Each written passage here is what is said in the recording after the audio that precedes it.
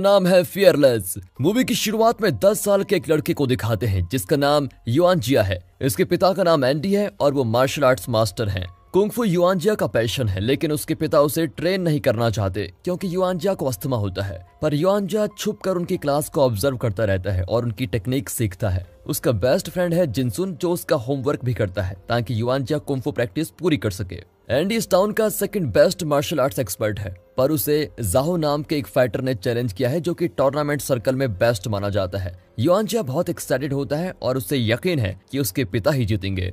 Match की शुरुआत से ही एंडी जाहो पर पूरी तरह छा जाता है और अपने सबसे तगड़ा पंच उस पर उतारने वाला होता है, लेकिन अपने से कमजोर आदमी पर वो इतना तगड़ा अटैक नहीं करना चाहता क्योंकि ये उसके सिद्धांतों के खिलाफ है, इसलिए वो खुद को रोक लेता है। लेकिन उसकी अच्छाई का फायदा उठाकर जाहो उस पर लगातार अटैक करता है और मैच जीत जाता है। युआनजिया बहुत उदास होता है कि मेरे पापा हार गए। अब जाहो का बेटा युआनजिया को चैलेंज करता है। युआनजिया बहुत कॉन्फिडेंट तरीके से उसके साथ फाइट करता है, लेकिन जल्द ही हार जाता है। तब वो कसम खाता है कि वो अपने परिवार का नाम रोशन करेगा और टियानजिन टाउन का बेस्ट मार्शल आर्टिस्ट बनकर दिखाएगा। युआनजिया और जिनसुन उसके पिता की लाइब्रेरी में जाकर मार्शल आर्ट्स की बुक चुरा लेते हैं और उनकी अच्छी से पढ़ाई करते हैं और उनकी मदद से युआनजिया दिन रात ट्रेन करता रहता है। जब उसे खुद पर विश्वास हो जाता है तो वो जाहो के बेटे को चैलेंज करता है, पर इस बार युआनजिया ने इतनी अच्छी ट्रेनिंग की थी कि वो जाहो के बेटे को आसानी से हरा देता है। कई साल बाद युआनजिया अब एक ताकतवर नौजवान है और मार्शल आर्ट्स में उससे टक्कर देने वाला कोई भी नहीं है।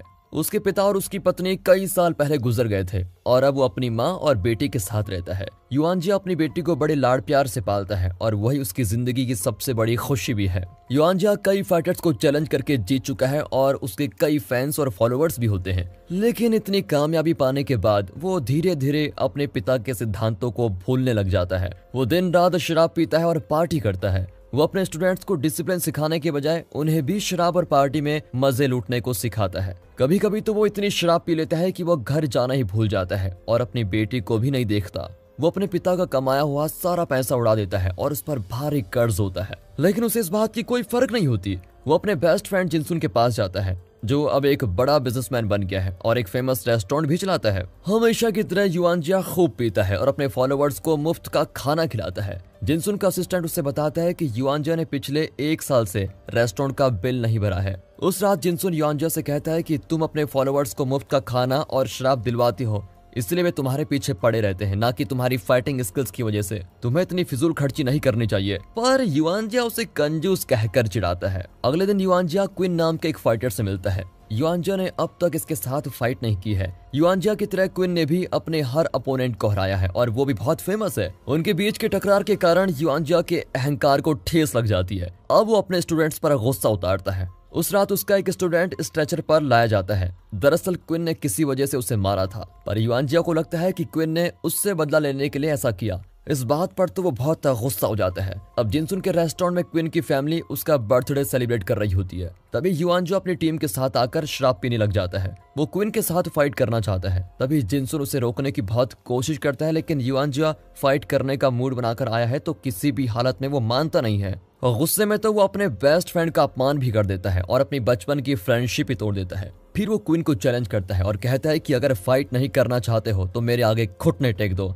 अब बाकी लोग बाहर चले जाते हैं। दोनों के बीच घमासान लड़ाई होती है क्योंकि दोनों ही काबिल फाइटर्स होते हैं, पर गुस्से की वजह से युआनजिया के दिमाग पर पर्दा पड़ा रहता है और वो फेयर गेम नहीं खेलता। वो क्विन को बुरी तरह पीटने लग जाता है और आखिर में उसकी छाती पर डेथ पंच उतारी देता है। क्विन इस स्पॉट पर ही मर जाता है। जब युआनजिया सुबह घर जाता है तो पता चलता है कि क्विन के फॉलोअर्स ने उसकी माँ को मार डाला। वो बहुत रोता है। तब उसे अपनी बेटी की याद आती है और वो उसके कमरे में जाता है। वहाँ उसकी बेटी भी खून से लथपथ मरी पड़ी होती है। उसके हाथ में एक छोटी सी पोटली होती है जो वो अपने पिता को देना चाहती थी। अपनी माँ और बेटी की मौत से युआनजिया एकदम टूट ही जाता है। वो घर से बाहर निकलता है तो उसके स्टूडेंट्स बताते हैं क्विन ने युआनजिया के स्टूडेंट को इसीलिए मारा था क्योंकि उसने क्विन की पत्नी के साथ बदतमीजी की थी। दरअसल क्विन का इरादा युआनजिया से बदला लेना नहीं था, बल्कि उसने अपनी पत्नी की इज्जत बचाने के लिए युआनजिया के स्टूडेंट को मारा था। अब युआनजिया को अपनी गलती का एहसास होता है और वो बहुत गिल्टी फील करता है। उसके मन में ऐसे ख्याल आते हैं जैसे खुद को खत्म कर दे। फिर वो एक शिप पर चढ़ता है और एक कोने में लेट जाता है। वो अपने किए पर इतना शर्मिंदा होता है कि अब जीना ही नहीं चाहता।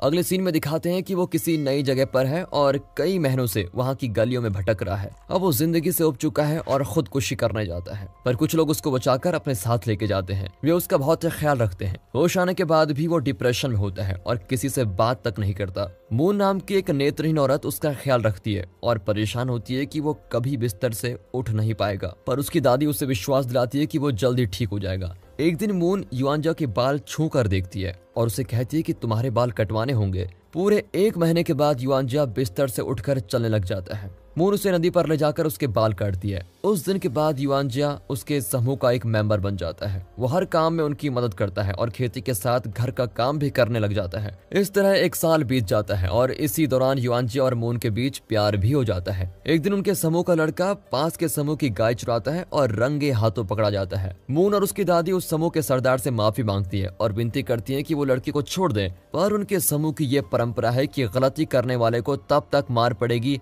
जब तक कि उनकी जलाई हुई अगरबत्ती बुझ नहीं जाती। अपने समूह की तरफ से युआनजिया कहता है कि ठीक है, उस लड़के के बजाय मुझे सजा दीजिए, लेकिन बड़ों के लिए सजा दूसरी तरह की होती है। अब युआनजिया को सरदार से लड़ना होगा। युआनजिया तो अपनी फाइटिंग स्किल से सरदार को 1 मिनट में ही खत्म कर सकता है, पर वो अपनी पुरानी गलती दोहराकर किसी की जान नहीं लेना चाहता। फाइट की शुरुआत में युआनजिया खुद को डिफेंड नहीं करता और खूब मार खाता है, पर दादी के कहने पर वो डिफेंड करने लग जाता है। कुछ देर बाद अगरबत्ती बुझ जाती है, लेकिन सरदार की एक भी मार युआनजिया के शरीर पर नहीं लगती। उसकी काबिलियत को देखकर सरदार उसकी बहुत तारीफ करता है और अपनी हार मान लेता है। अगले दिन युआनजिया, मून और कुछ बच्चे खेत में होते हैं। बच्चे युआनजिया से कुंफू सीखना चाहते हैं, लेकिन वो मना कर देता है।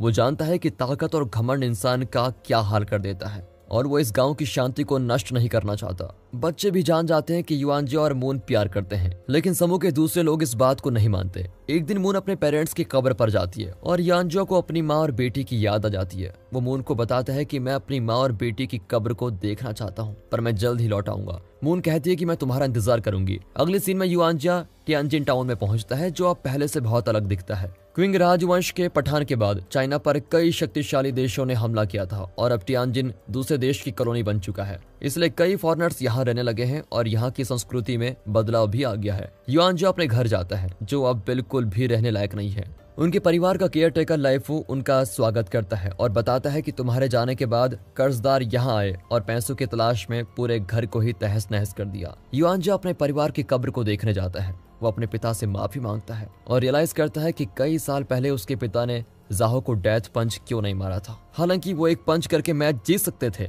लेकिन उन्होंने ऐसा नहीं किया क्योंकि वो नहीं चाहते थे कि किसी का खून हो। फिर वो क्वीन की फैमिली से माफी मांगता है और क्वीन की कब्र के आगे अपना सर झुकाता है।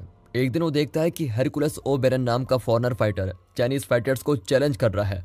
हेरकुलस अब तक अपना एक भी मैच नहीं हारा होता है और उसे अपनी अगली जीत पर पूरा विश्वास होता है। अब चाइनीज परंपरा के संरक्षण के लिए युआनजिया हेरकुलस को चैलेंज करना चाहता है, लेकिन फाइट के लिए उसे पैसों की जरूरत होती है। वो अपने बेस्ट फ्रेंड जिनसू से मिलता है और अपनी पुरानी हरकतों के लिए उससे भी माफी मांगता है और कहता है कि मुझे मेरा सबक मिल गया है दोस्त। जब जिनसू को पता चलता है कि युआनजिया को फाइट के लिए पैसे चाहिए, तो वो जरा भी नहीं सोचता और तुरंत अपने असिस्टेंट के हाथों पैसे भिजवा देता है। अब साल है 1909 और संघाई की रेस क्लब में युआनजिया हेरकुलस के साथ फाइट करने वाला है। युआनजिया के कंपैरिजन में हेरकुलस 2 गुने साइज का है और सभी को लगता है कि युआनजिया का जीतना नामुमकिन है। मैच शुरू होने से पहले युआनजिया रिक्वेस्ट करता है कि दोनों प्लेयर्स गेम की मर्यादा को बनाए रखेंगे और ताकत दिखाने के लिए गेम के रूल्स नहीं तोड़ेंगे, लेकिन युआनजिया की बात को अनाउंसर गलत तरीके से ट्रांसलेट करके बताता है कि युआनजिया हेरकुलस का सर फोड़ना चाहता है। ये सुनकर तो हेरकुलस हंसने लगता है। मैच शुरू होता है और हेरकुलस युआनजिया की ताकत का प्रदर्शन देखता है। युआनजिया उसके हर मूव को ठीक से माप कर अटैक करता है। एक बार तो हेरकुलस इतना जोर से गिरता है कि रिंग के साइड पर लगे हुए कील उसके सर से टकराने जाते हैं, पर युआनजिया अपने एक मूव से उसको बचा लेता है। हेरकुलस एक अच्छे स्पोर्ट्समैन की तरह अपनी हार स्वीकार कर लेता है और युआनजिया को विजेता घोषित कर देता है। इस एक फाइट के दौरान युआनजिया बहुत फेमस हो जाता है। फिर जिनसन उसे सुझाव देता है कि हमें चिन्हू एथलेटिक एसोसिएशन की स्थापना करनी चाहिए जहां हम बच्चों को कुंफू सिखाएंगे और इस तरह हम अपनी परंपरा को बचाकर रख सकते हैं। चाहे कितने ही देश हम पर हमला क्यों न कर लें, हमारे आने वाले फ्यूचर फाइटर्स उनसे लड़ेंगे। लेकिन फॉरेन चैम्बर के कुछ लोग युआनजिया से खुश नहीं होते क्योंकि वो हर फॉरेन फाइटर को हरा देता है। उन्हें लगता है कि फॉरेन फाइटर्स को लगातार हराने से चाइनीज लोगों के मन में फॉरेनर्स के लिए नफरत जाग जाएगी, इसलिए वे युआनजिया को भी किसी तरह हराने का फैसला कर लेते हैं। फिर वे एक प्रस्ताव रखते हैं कि एक दिन में युआनजिया को 4 फॉरेनर फाइटर्स के साथ लड़ना होगा। उनका जापानीज प्रतिनिधि जिसका नाम मिस्टर मिटा है, वो कसम खा लेता है कि वो युआनजिया को खत्म कर देगा। युआनजिया जानता है कि ये सब उसे हराने के लिए एक साजिश रखी गई है, फिर भी वो मैच के लिए मान जाता है। फाइट से एक दिन पहले वो अपने जापानीज अपोनेंट से मिलता है जिसका नाम टनाका है। दोनों साथ मिलकर चाय पीते हैं और उनकी अच्छी दोस्ती भी हो जाती है। युआनजिया की तरह टनाका भी एक अच्छा खिलाड़ी है जो कुंफू की बहुत इज्जत करता है। वो युआनजिया की रिस्पेक्ट करता है, लेकिन उसके स्पॉन्सर्स उसका गलत इस्तेमाल करना चाहते हैं। अब मैच का दिन आ जाता है। युआनजिया 3 इंटरनेशनल फाइटर्स के साथ फाइट करता है, पर उसके आगे वे 2 मिनट तक टिक नहीं पाते।